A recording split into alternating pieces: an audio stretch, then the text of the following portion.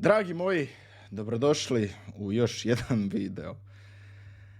Drama, thriller, po ko zna koji još put primamo pogodak u posljednjim trenucima utakmice. Imali smo dobru situaciju, ne mogu ovako reći, mislim, još uvijek sam nekako vruće glave, ali ono što je Hajduk pokazao je da može. To odmah moram naglasiti, iako je ovaj rezultat tragedija, jer opet smo primili 2 pogotka, opet smo ispadali naivni i pa moram priznati da je ovo jednostavno danak velikom neiskustvu kojeg mi nemamo, naročito u Europi. Rakov se po meni pokazao onako kako sam i očekivao, a to je da će biti jedna tvrda momčad. Također prije same utakmice sam bio rekao da će biti ovo jedna šahovska bitka, što se zapravo i pokazalo. Iako smo imali 4 pogotka, nisam očekivao doduše da će biti 4 pogotka, očekivao sam maksimalno 3 pogotka da bi tu mogla biti i da će biti neka pobjeda Hajduka od 2-1, ali na kraju u posljednjim trenucima Hajduk je primio pogodak i zapravo odlazimo u Poljsku, ono što se kaže, s 0-0, odnosno 2-2, nema taj gol u gostima, tako da ako želimo proći u Europu, ako želimo proći dalje i igrati jesen u konferencijskoj ligi, onda ćemo morati pobijediti pošto zašto Rakov na gostovanju. Žalgiris smo pobijedili, ali daleko je ova momčad Rakova od Žalgirisa, ali dobro. Idemo krenuti od početka, idemo krenuti od onoga kako je zapravo postava izgledala. Znači ovako, Silić na golu, Sigur, Marešić, Rači i Hrgović. Ja sam tu bio očekivao da će biti Van Horenberg i Hodak, a objasnit ću zašto sam mislio da Sigur mi nije više ovako nekako za desnoga beka, nego mi je nekako za sredinu.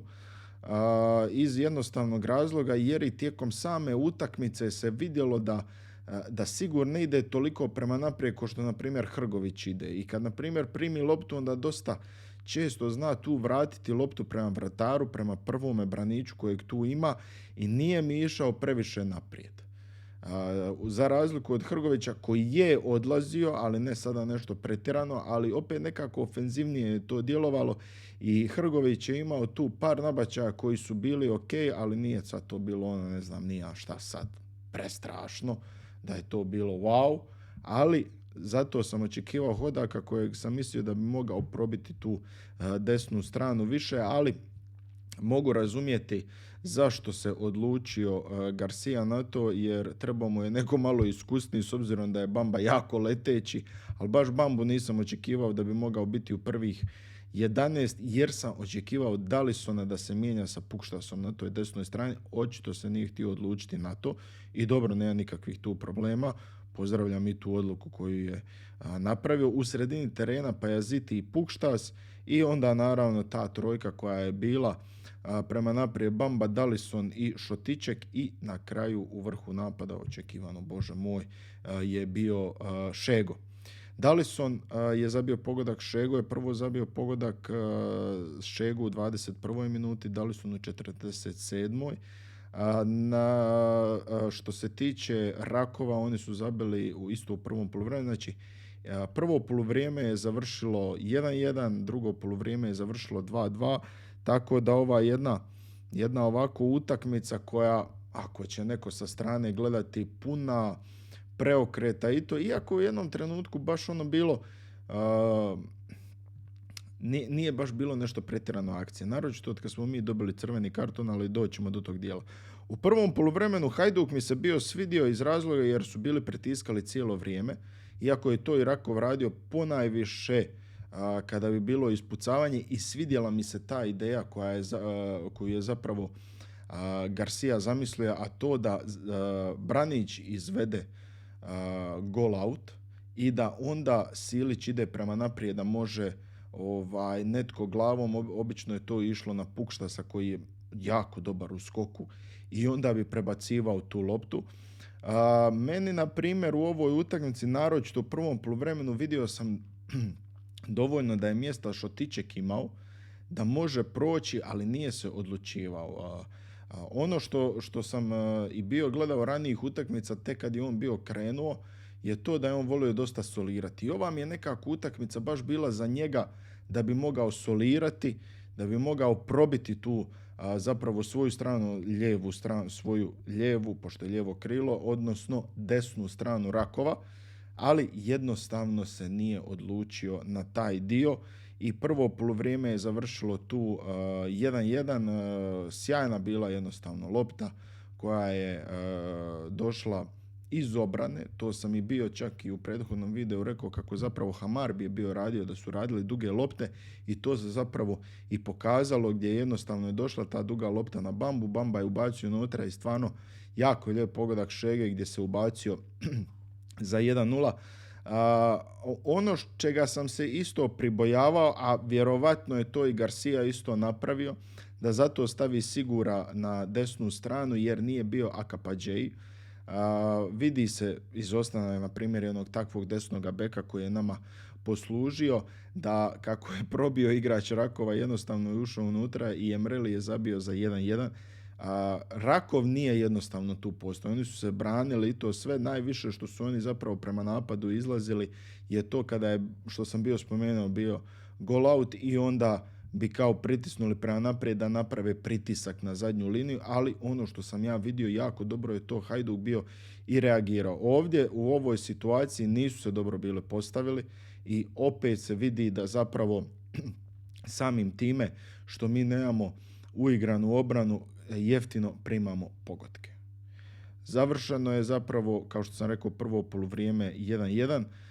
Odmah u drugom poluvremenu neki kratki blitzkrieg, uspjela se tu promijeniti strana. Šotiček iz prve daje za Dallison i Dallison sa ruba 16-terca sjajno zabiva za 2:1 i tu nekako kreće zapravo naša patnja jer u 55. minuti jako je neoprezno Pajaziti krenuo prema igraču Rakova i napravio prekršaj za direktan crveni karton, znači nećemo ga ni imati ni u Poljskoj, što je jedan po meni hendikep u svakom slučaju što nećemo imati Pajazitija jer jako se dobro pokazuje u izgradnji igre i mi smo malte ne tu se 40 minuta branili sa igračem manje. To je, očekivao sam da će tu biti jako teško nama, što se zapravo i pokazalo i ono kako sam se bio ponadao da pri kraju same utakmice evo ga, možda smo izvukli, idemo sa golom prednosti, stigne kazna u 95. minuti,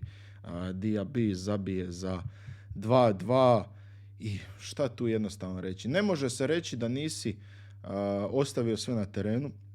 Ja uporno cijelo vrijeme govorim ovo je maksimum ove momčadi i ne možeš očekivati da sada ova momčad može možda otići na 200%. Ja mislim da su oni dali više od 100%.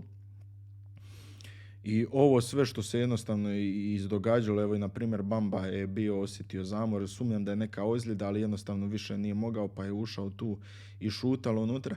I jednostavno od tog crvenog kartona do pogotka Rakova, što je zapravo pri samom kraju utakmice, Hajduk se povukao. Naravno imaš igrača manje, jesu li možda trebali to napraviti? Lako je sada biti general poslije bitke. Druga je situacija kada si ti na terenu, imaš igrača manje i to imaš jednog igrača manje koji ti je jako bitan u veznom redu. Pajaziti je tu dosta bio bitan, ali moram istaknuti isto stvari. Ja, na primjer, ne volim o tome pričati, ali suđenje mi jednostavno nije bilo kako treba. Treba izdvojiti jednu situaciju koja je bila odmah na početku.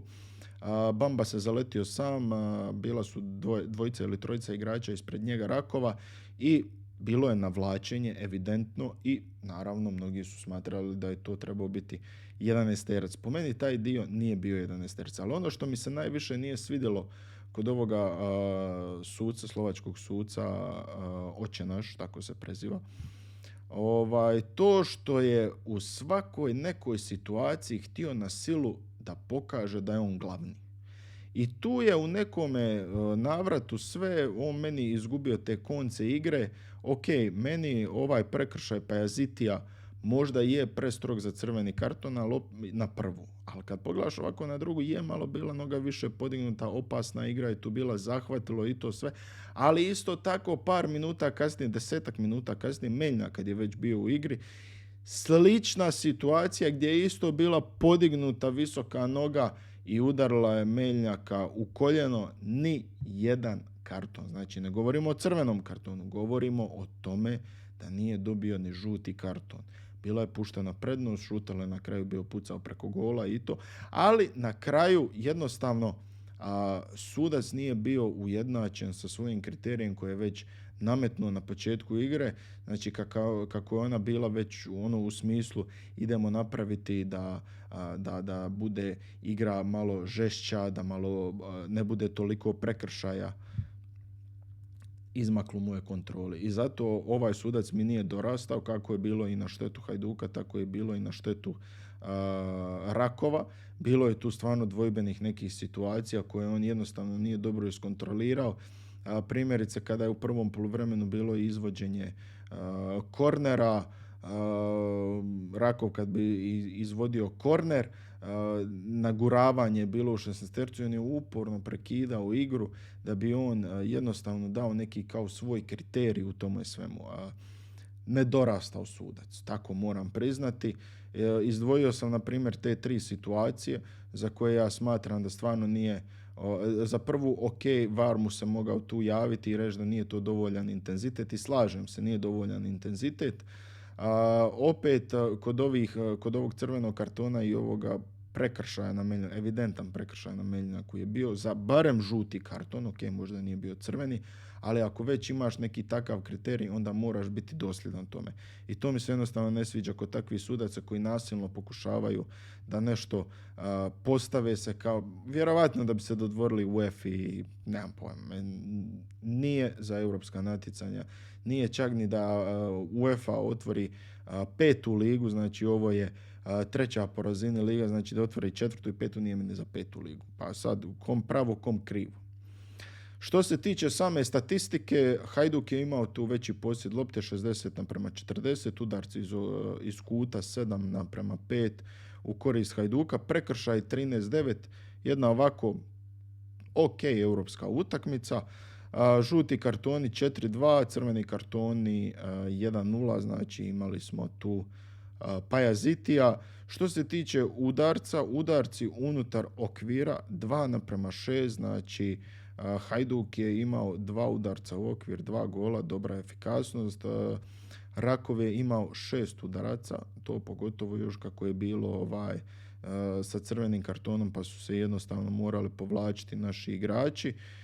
Udarci izvan okvira 7:5 i zapravo to je to. Kada mi pogledamo ovo sve, Hajduk je po meni pokazao se dobro, Hajduk je po meni pokazao da može se nositi na europskoj razini. Sada naravno slijedi nam ta utakmica u domaćem prvenstvu i nakon toga zapravo za 7 dana igramo u Poljskoj. Šteta najviše zato jer igra se dizala kako smo izabili pogodak, ali kada smo primili, odnosno kada smo zaradili taj crveni karton nakon pogotka, to je bilo 8-10 minuta kasnije, onda smo se jednostavno, ne mogu reći raspali, ali povukli smo se, morali smo se povući, što se na kraju pokazalo da smo se otvorili, moguće da bi Rakov to iskoristio kroz tranziciju, kontranapade i to nam ne bi bilo dobro, jer zapravo Rakov je takva ekipa da oni su cijelo vrijeme tražili iz nekoga tranzicije da naprave nešto prema naprijed, kontre i tako da zapravo i dobro da smo se nekako povukli, ali evo nažalost smo primili taj pogodak u zadnjim trenucima, ali evo. Ja se iskreno nadam da će Hajduk se dobro pokazati na gostovanju i da će ostaviti srce na terenu, pa šta bude. A ja naravno očekujem da bude to konferencijska liga. Evo ga, dragi moji, ja bih volio čuti vaše mišljenje, kako ste vi vidjeli ovu utakmicu, jeste li vi zadovoljni, što vam je zasmetalo, što vam nije zasmetalo, općenito neki dojam, pišite mi dole ispod u komentarima. Vi znate da ću se ja potruditi svakome od vas odgovoriti, a evo ga, do sljedećeg videa, vidimo se i uživajte.